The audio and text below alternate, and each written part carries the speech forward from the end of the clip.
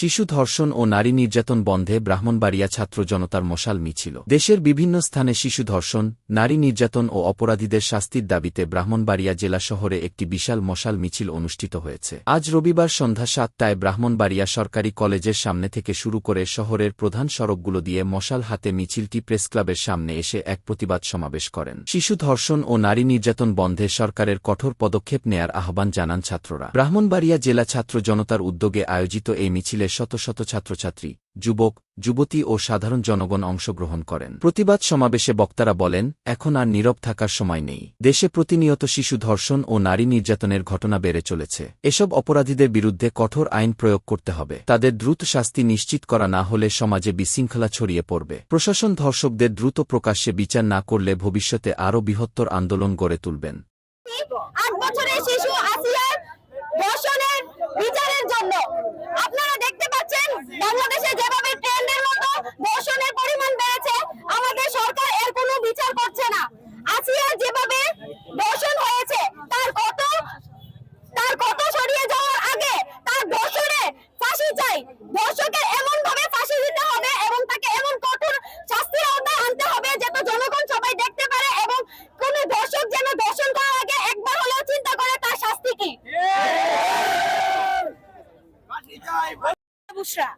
আমরা এখানে ব্রাহ্মণবাড়িয়া সদরের প্রেস ক্লাবের সামনে উপস্থিত হয়েছি কোনো দলীয় ভাবে না। আমরা এখানে উপস্থিত হয়েছি ব্রাহ্মণবাড়িয়া জেলার ছাত্র প্রতিনিধিরা, ব্রাহ্মণবাড়িয়া জেলার শিক্ষার্থীরা। ৮ বছরের শিশু, যে নাবালক শিশু ছাড় পেল না, তিনটা পুরুষের থেকে, তিনটা নোংরা জানোয়ার পশুর থেকে ৮ বছরের শিশু ছাড় পেল না। আমি 18 বছরের মেয়ে রেহানা বুশরা কিভাবে ছাড় পাবো? এই জন্য আসছি, এই বিচারের জন্য। আজকে আসিয়ার অ্যাপিস্ট হয়েছে যাতে আমি নেক্সট টার্গেট না হয়, নেক্সট টার্গেট আমার বোন না হয়, নেক্সট টার্গেট আমার প্রতিবেশী না হয়। কথা বলি প্রশাসনকে নিয়ে। আমরা চাই প্রশাসনের কাছে সরাসরি ক্লিয়ার ভাবে বলে দিতে চাচ্ছি, প্রশাসন যাতে এমন কঠোর শাস্তি দেয় যাতে নেক্সট কেউ করতে চাইলে একবার হলো পাবে। যদি প্রশাসন কোনো ধর্ষকদের বিরুদ্ধে আমি একটাই কথা বলতে চাই, ধর্ষকদের একমাত্র শাস্তি হচ্ছে তাদের জনসম্মুখে এনে ফাঁসি দেওয়া। জনসম্মুখে এনে যে মেয়ে ধর্ষিত হয়েছে সেই ধর্ষিতকে দিয়ে তাকে এমন ভাবে শাস্তি দেওয়া হোক যাতে মরণের থেকে বেশি শাস্তি তারা ভোগ করে।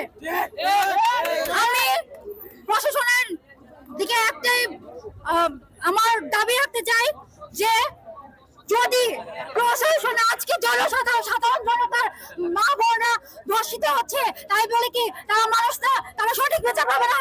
যদি আজকে প্রশাসনের কোনো মা বোন যদি ধর্ষিত হতো তাহলে দেখতেন কিভাবে সাপের গর্ত থেকে আইন উঠে আসতো। আমি দর্শকদের সঠিক বিচার চাই, এ বলে আমি আমার সরাসরি বক্তব্য